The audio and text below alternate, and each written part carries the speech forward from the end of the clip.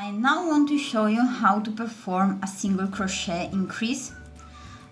So to increase means to work 2 stitches into the same stitch, thus increasing the overall count of stitches in your row by +1. And in my patterns, this is the only kind of increase I perform, and this is why this is the one I'm going to show you now. So let's count the number of stitches in this row. There are 1, 2, 3, 4 stitches. For the next row, I first make my usual chain at the end of the previous row.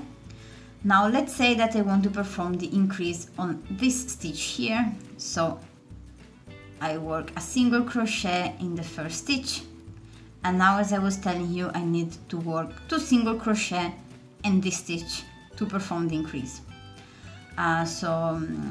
This is how I do it. I think there are other techniques. This is the one I like best and I've learned. You perform the first single crochet in front loop only, and then you make the second one through the entire stitch instead. So you insert your hook below the entire stitch. And in this way you've just made an increase. And if now we finish off the row with single crochet,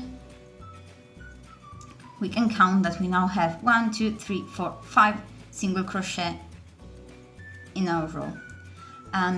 You can't see too much the difference in the texture by making an increase, at least in this way, but it still does deform a bit your work in this direction. So take my advice.